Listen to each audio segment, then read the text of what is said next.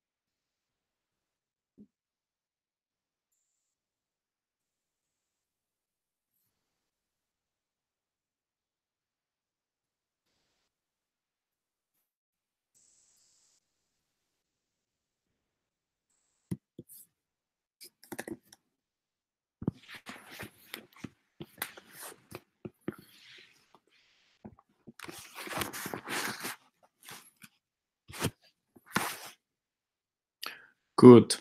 Okay, so we'll start right now. I'm gonna share my screen.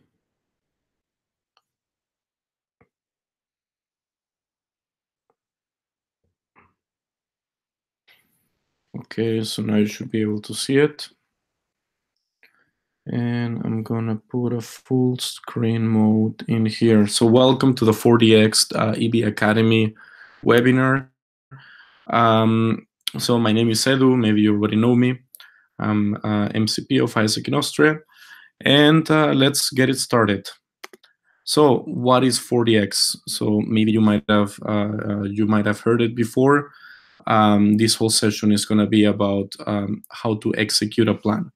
So I will explain later. So do you think you have a plan, or do you think you will be working with a plan soon? Yes, the answer is yes, because you have a plan from recently, which is the one that you came up with now during TACO, and now it's going to be time to execute it. The concept of 4DX comes from this precept that with the amount of goals that you have, the achievement with excellence on those goals becomes less, right? So this means that the more you have on your plate, the more goals that you have, the harder it is to achieve any of them in good quality, right? And this is what the whole 4DX concept is all about. The idea is that there will always be more good ideas than there is a capacity to execute. Here, I remember one of the famous quotes from Steve Jobs. Paraphrasing, it's something like, choosing what to focus is also choosing 1,000 things not to focus on. And this is pretty much what this thing is about. So there might be always a ton of good ideas, but capacity to execute is actually very limited. And in ISAC, when we have terms of only 1 year, this applies even more. So now to the actual question, what is 4DX? So 4DX is the 4 disciplines of execution. So this is pretty much what 4DX is. It's just a set of statements or a set of like guidelines that will allow you to execute a plan. So notice here as a disclaimer that 4DX is not planning tool. So if you want to plan, that's not necessarily going through with 4DX. But if you want to know how to execute your plan, then 4DX can really help you. So what are the 2 principles that we can influence when it comes to producing results?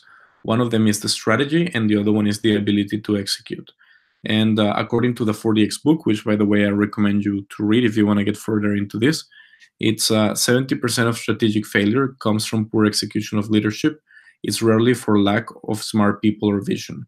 So that's very true. So normally we tend to create amazing plans. We tend to think of pretty much everything that will, like, we tend to imagine our LCs or our companies or organizations or whatever in an ideal way, and we tend to create really good strategies. But then when it comes to the moment to executing those strategies, it becomes like we get lost in the way. And this is when the whole whirlwind and like the urgent tasks come in together with the goals and the important tasks. So what is the whirlwind? The whirlwind is your day-to-day job, right? So these are the things that you normally get stuck on. These are urgent tasks that need to happen. So for example, maybe you need to change the ink of the printer, or maybe you need to have pick up the keys for your office in your LC, or like these little things that keep accumulating, that sometimes they keep us constantly stressing and constantly moving and still taking time from us. And then you have the important goals, right? So these are the actual ones that move your organization forward. And the idea of 40X is how do you manage the urgent while also being able to execute the important? Because normally it's very easy to get stuck in the urgent, and we tend to pretty much have this is when you have the typical normal term, but you just did literally the exact same thing of the last term, just because you were constantly focusing on the urgent and constantly focusing on executing the things that were executed the last year. So the idea of 40X comes from this, like focus plus accountability equals winning. So this means that if you focus on a lower amount of goals and you keep yourself accountable to it, then therefore you're going to win, or you're going to have a successful strategy, or a successful executed strategy. So we're going to start already with discipline number 1, which is focusing on the wildly important. So this is the first discipline of execution. What does it mean to focus on the wildly important? So I don't know if you have ever heard of a WIG. It's a wildly important goal. So this is kind of like a goal that you set yourself. Based on the plan that you have, you can set yourself a WIG, which is a wildly important goal. And what is it? This is a goal that is essential to carry out the organization's mission or strategy. So failure to achieve this goal will render all other achievements secondary. So while the important goal is pretty much that what you want to achieve, is that thing that you don't want to end your term without. It's the most important priority that you have over your term. And this sounds like very cliche, but like, okay, having goals, we know that we need to have goals, especially when we're working on a whole year term. But then we need to get a bit more specific on how we're defining our goals.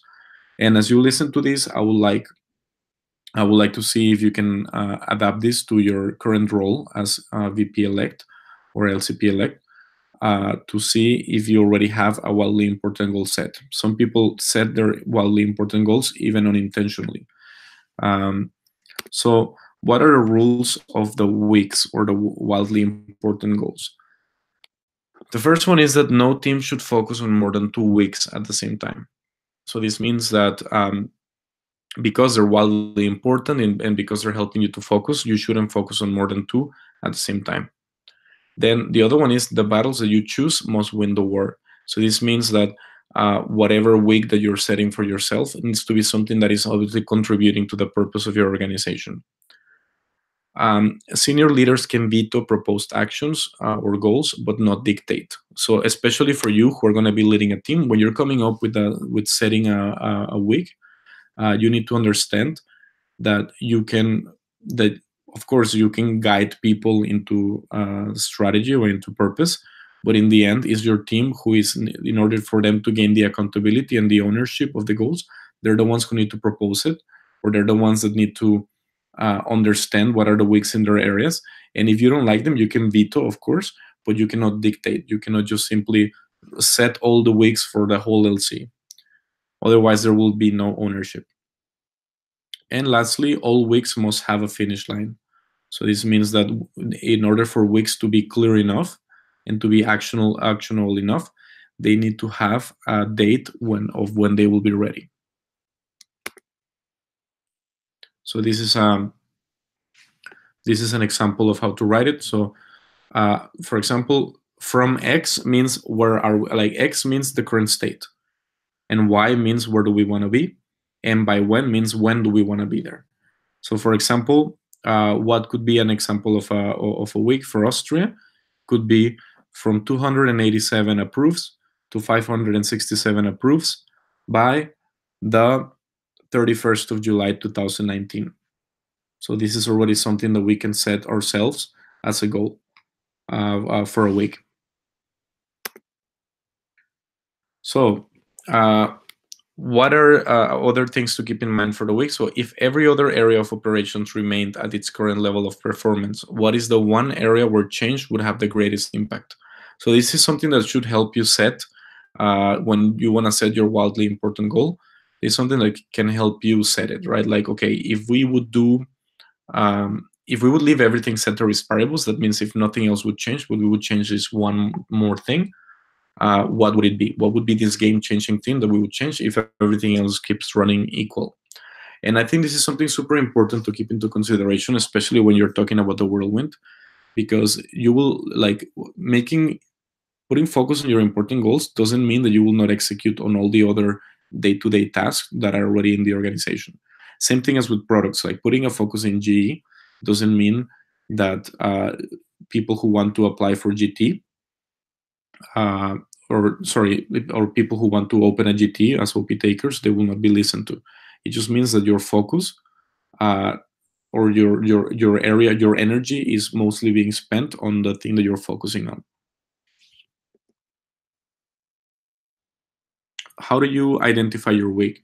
So first, the step one is to consider the possibilities. So consider it's kind of like a brainstorming thing, right? Like what are the things that can make the biggest impact? What we did in the MC during the replanning process, for example, to set up, to start kind of like mapping out what are the things that we could focus on. We did first a SWOT analysis, which I'm sure that you already know. And then we complemented it with a TOS analysis, which is, you can look it up on the internet.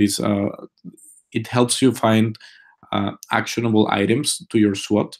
So like, how do you make sure to maximize your strengths? How do you make sure to minimize your weaknesses? How do you make sure to capitalize on your opportunities and avoid threats? So you can look it up in the internet how to do it. And this helped us already shortlist a few ideas.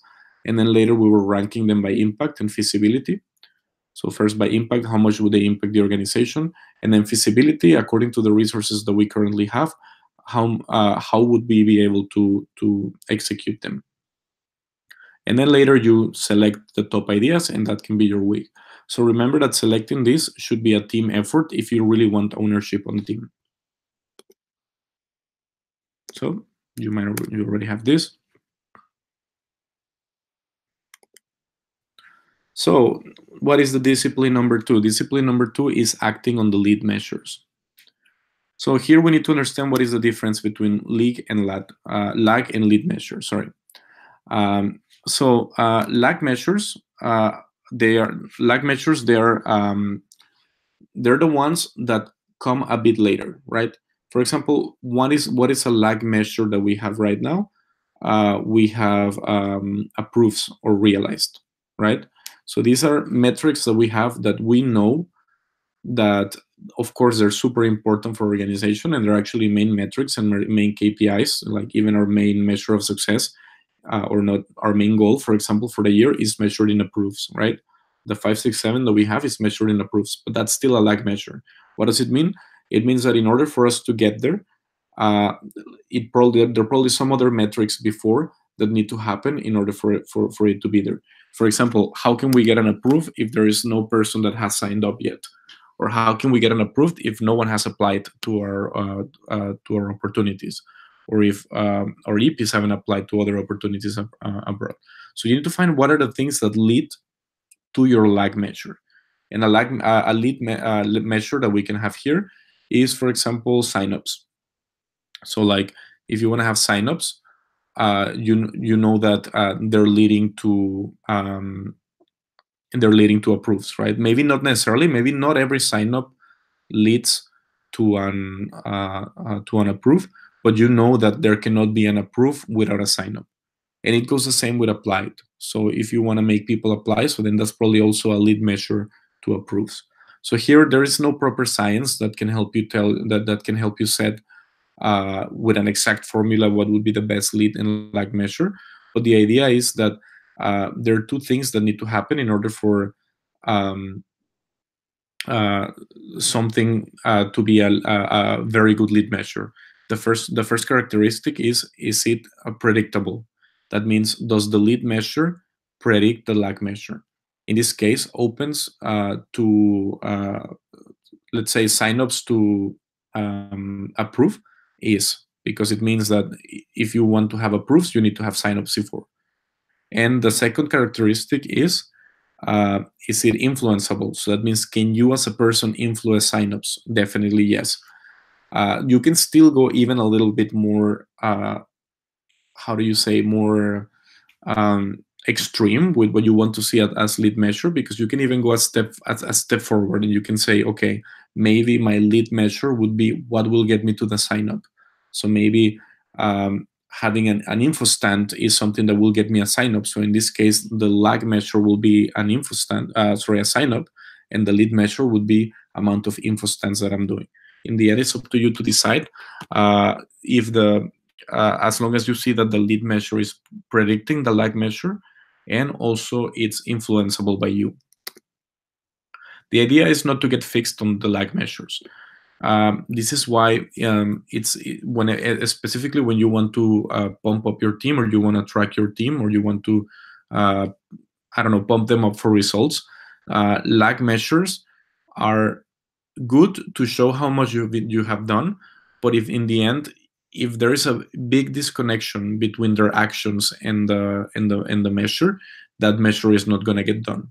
So for example, if we would be pushing a lot for realizations, or pushing a lot for the work on completed, this means that it would be a little bit complicated for our members, for example, to understand what are the actions that need to be taken in order to get there. So that's why it's important to more focus on the lead measures. So this is what I was saying before. So the key measures of success that indicate achievement, so they need to be influenceable and predictable. So influenceable in the sense that they can be changed by you, that a lead measure should be able to be changed by you. And predictive means that it will lead to the result that you want. So what are the process to identifying lead measures? So the first one is, in order for you to know what is a good lead measure, first, what would you do that might influence on the week? So if your week is to have approves, then obviously you know that you need probably signups or applieds or accepted. Then you rank by impact on the week. So you also rank which of these measures has the bigger impact. And then later you ask yourself, is it predictive? So is it actually moving the lag measure? Is it influenceable? So do you have control over that lead or over that measure? Is it an ongoing process, or is it it's done once and then it's done? Is it a leader's game or a team game? This is very important. Like, is it something that only you as a leader can influence, or is it something that the whole team can influence? 5, can it be measured? So this is also really important. If it's not, if it's something that it's predictive and influenceable, but you cannot measure it in any way, then it's probably not a very good one to have, because then you're never going to know if it gets done or not. And then later, maybe you realize that it can be measured, but in order to measure it, you would probably need to create a lot of other complicated systems that will make you lose a lot of time. So is it worth measuring? So these are the things that you can, tips that you can use in order to know if you want to have a lead measure or not, or even if you want to have that particular lead measure or not. What is the discipline number 3? So this is keep a compelling scoreboard. This is something that we've also been working a lot in ISEC to make sure that our results and our actions are marked also by a compelling scoreboard. So the first thing is that it needs to be simple, it needs to be visible, it needs to show lead and lag, and then there's the 5-second rule. So this means that if you look at the scoreboard and in the first 5 seconds you know if you're winning or not, then it means that you have a really good scoreboard. Often we tend to overcomplicate ourselves with really big spreadsheets or with a lot of things that might overcomplicate the results. So like the more complicated you go, the less engaging the scoreboard becomes. Then we also need to make a differentiation between what is a coach scoreboard and what is a player scoreboard. So sometimes also, especially you, if you're going to be leading a team, it's important that you keep your own scoreboard so that you know how your whole team, or you know how your whole team is doing in terms of KPIs. You understand the whole overview of your area. But at the same time, you need to distinguish between a player scoreboard. So if your coach scoreboard is overcomplicated and it includes all the metrics and it's just for you to understand how your area is going, the player scoreboard is supposed to be to engage the players, or in other words, your team, on the metrics that you want to push for. So this means by default here, we mean that the player scoreboard should be simple, should have the 5-second rule, and should be applicable for the whole team.